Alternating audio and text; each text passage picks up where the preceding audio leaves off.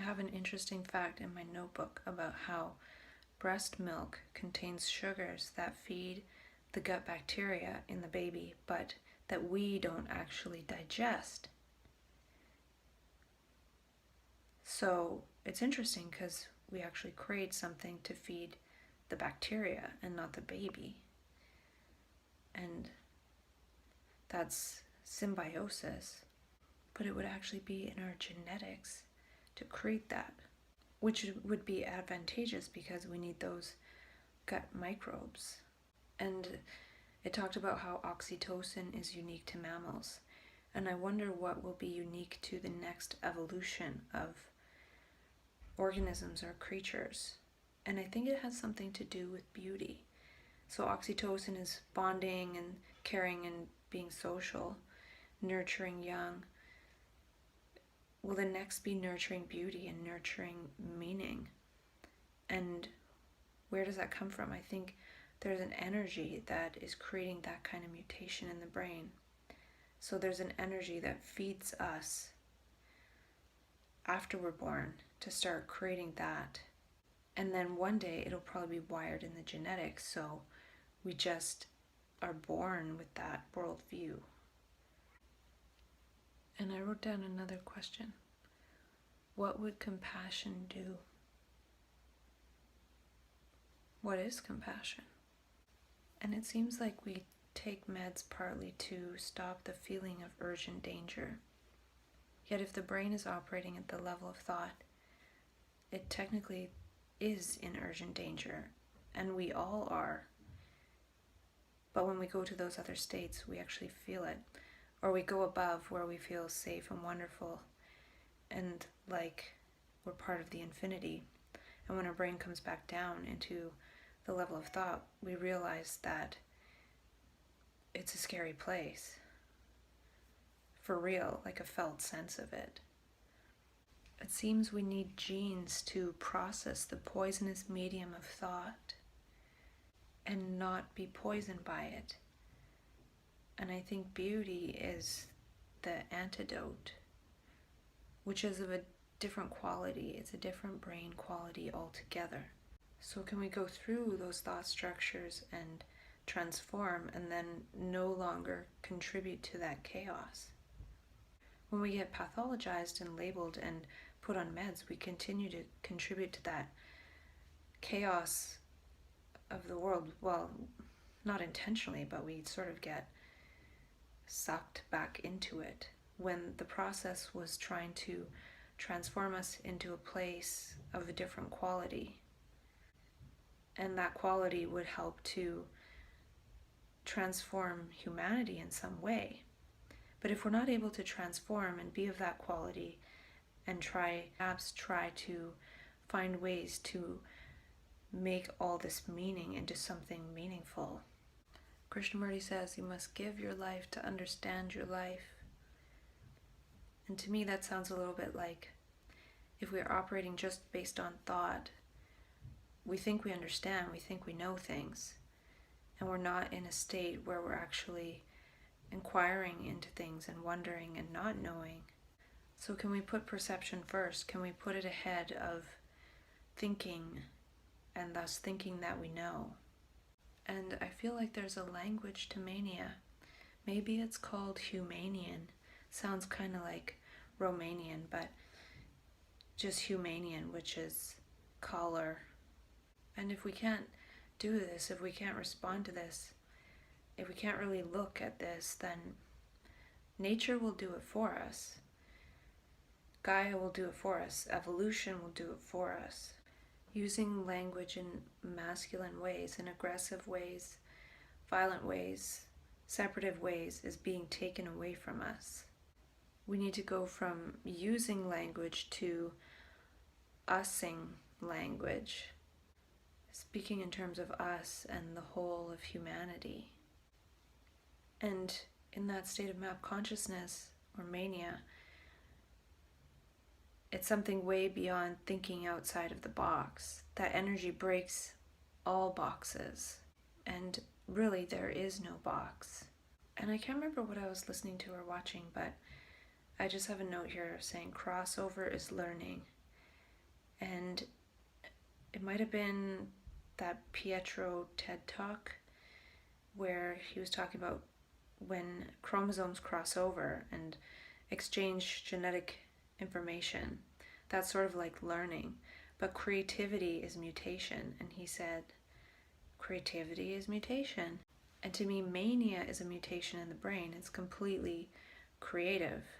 So normally the brain sort of learns by crossing over areas of the brain and making associations. So thinking in terms of association is kind of like crossing over in terms of DNA.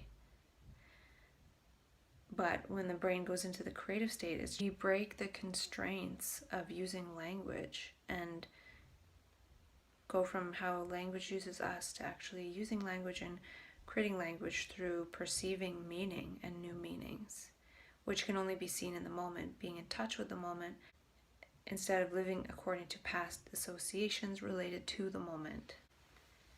And language can help us map consciousness, or it can hinder us. And I thought of a translation for E equals mc squared. So how to create energy is to have your clear light, C, and the light of the world, C, which is C squared, hit your matter, M as in mass. So one of the C's is our light, our internal light, the light coming out of our eyes, and the other C is the light of the sun, which hits the world. So there's the matter of the world and the light of the world, which is the sun, MC, but the other C comes from our light.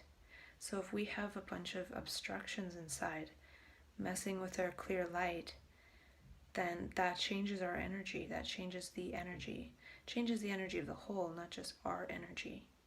And that might actually change the world that we see. So they think of light as the speed of light, which is a constant. But when it says C squared, to me it's a bit misleading because I think one of the C's is actually from us and the way that we see. And that is what partly changes the energy level of us as a being, and then that ripples to the whole. And I made a note about how the quantum world exists. So just like when they were first doing the calculations for aviation, it made it seem like airplanes could exist. And then it so happened that now airplanes exist. And they're doing right now all these quantum calculations. And I'm sure there's a lot of applications for it that I don't know. But there could be some that exist that are beyond the calculations. And the quantum world has something to do with how we perceive. So, in a way, if we're able to perceive in alignment with what those calculations are saying, a different world would exist. All of a sudden, we would be like human airplanes. We would be living the application of the calculations. And I think that's what happens in map consciousness. It's like our first experience of quantum flight. And I made a note from a document from the ECPR training, and it said that suicidal feelings are often because we feel powerless to live the kind of life we want to live. And part of this talking to myself is talking myself into living the kind of life that I want to live, and I don't really know what that is. And maybe I knew somewhat when I was in that first state of map consciousness. And when we're in that state, we feel like we are living the kind of life we want to live. So that's part of what intrigues me about it, is that it feels so amazing and perfect. And why aren't we all existing like that? What if that was the norm and 5% of people were the way people operate right now, in fear and loneliness and unhappiness and anger and hatred and all of that? Why isn't that just 5% and everybody else is living like happy maniacs? Being in that state of map consciousness is part of the human experience. And perhaps if we walked more in that domain, we would have that skill of being able to walk and move and live in that way. I think it's trying to teach us something. It's sort of like most of us can walk and we don't have to think about walking. But if we wanted to be professional gymnasts, well, we would really have to do certain things and practice to be able to do that. And I feel like, well, we can walk in our regular consciousness, or we can learn and wonder about how to operate in these other states of the brain. And I feel like maybe one day that will be just as natural as regular consciousness is right now. And that's what they're doing, I think, with the flow research and stuff like that. But to me, the whole element of when people go there naturally and it's powerful and pretty much out of control is being slightly ignored. I did find once some people who are actually researching the benefits of these states related to bipolar. I can't remember who it was, but there's some people doing that, and that was kind of cool. I can't remember if I talked about that. Maybe I'll try and find it at some point. If I haven't talked about that yet, I probably have a note in some of my old notebooks, my old notebooks from when I was doing a lot of research about 2 years ago. And it might be good to go through some of those things, because a lot of what I've done in the last year is just my own progressive dialogue with myself, with some TED Talks and things that just happen to come upon. But it hasn't been anything about research that's going on for the most part. But I did study some of that stuff, so I could go into that later, sort of having the natural dialogue with myself and then moving into what are the experts doing? Because I've said a lot of things assuming that people aren't doing anything, or sounding like people aren't doing anything, but people are doing a lot out there, I'm sure. But it's impossible to really find everything. I have a resources page on my blog that is pretty comprehensive about some cool stuff, but there's probably a lot more. So maybe I'll make that part of the next leg of this, I don't know. And I feel like the quantum brain sees what's possible and talks about what's possible. And so life becomes a different game. It becomes a game of possibility. And to me, the energy of mania is the energy of consciousness coming in waves. So embodied mania is training to catch the wave of the universe and let the universe animate us. A consciousness tsunami is coming. And that energy of mania is psychoactive, whereas thought is psycho-inactive. It inactivates all the other elements of the brain except that by which one is thinking about, which is usually oneself or things related to oneself. And thought is the activity of programs. And I wonder if this energy is trying to test us to see if it can release us from the programs. And that's what mania seems like partly, is all of a sudden we're released from all our past programs and we're free to sort of be an adult child moving through the world. But eventually we get recaptured by the programs, and the programs of society get superimposed upon us in terms of, oh, you're mentally ill. And that's why it's important to overcome that mental illness program.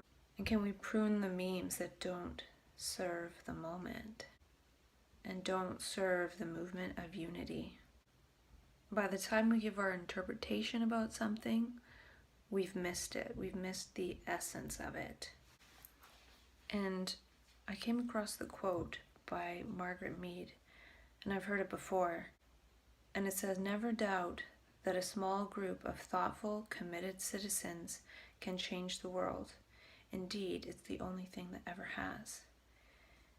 And I like the word committed there, because I've been committed. I've been committed to the psych ward 4 times. And maybe that's what she's talking about. The committed citizens, the citizens that have been committed. Maybe we're the ones to change the world. We are the thoughtful, committed citizens. And to me, map consciousness is consciousness nudging us in the right direction to walk through the scary times towards that other world. Instead of talking about, can we be in a state of being it and knowing beyond knowing? And to me, mania and map consciousness is entropy in consciousness. So it settles and reorganizes in new and harmonious ways. And I'm listening to a book, an audiobook called The Human Use of Human Beings. And it's pretty old, and it's about cybernetics and things like that. But they mentioned that the more probable a message is, the less information it contains. So for example, a cliche is pretty probable for someone to say, but it doesn't contain very much information. So I feel like some of the messages I have access to are not very probable, but they contain possibly a lot more information, at least some of them. And that's partly what accessing map consciousness is about. Because if we're always a certain way, we have a certain personality, and it's very probable that we'll say certain things or do certain things. People have us figured out. We don't really contain very much information. We're not really giving off very much information. We're so predictable. But in mania, we're not predictable at all. So it's a lot of information. And we can't predict what we're going to think or say. So even though the messages are not as probable, there's something that we haven't really said before, or we're not usually like that, and it wasn't very probable that that should happen, to go into that state and start acting in different ways. All of a sudden we have contained within ourselves a lot more information. And that could be part of what makes it troublesome for other people, is that they have to process more when relating to somebody who is in an altered state, because they can't just listen to what they're saying and have everything figured out and smiling and nodding. A person has access to a lot of different messages and are saying things, but in the spirit of trying to reduce all the information that a person in an altered state might be sharing and emitting through different behaviors and messages and words, another person might just translate, there's something wrong with this person, and then that limits the information. They're able to say, well, I have this figured out, they're just not well or ill or acting different, when really a person has gone into a hyper information state. So part of it is for the person in that state to attempt to harvest some of that information and make meaning out of it, because it feels meaningful in the moment, and it's information in the moment for sure. But can we, in retrospect, gather some of that information and make meaning out of it? Because that's what that state was producing. It was producing something, but it's not being translated. It's being lost in translation, and we're being translated into mental patients for the ease of communication. Oh, we now want you to communicate in the ways that we don't really have to spend any energy trying to figure out what you're saying or what you mean. We'll just medicate you. So I think that is losing some of the value and essence of those states, because we do have access to more information, because we're more sensitive and more perceptive, so we're channeling more information. It's just that society doesn't want to deal with that information, so they just say, oh, something's wrong, we're going to drug you so your brain is dull and doesn't see all that information. But it's a message to be decoded in a way. So that's it for now.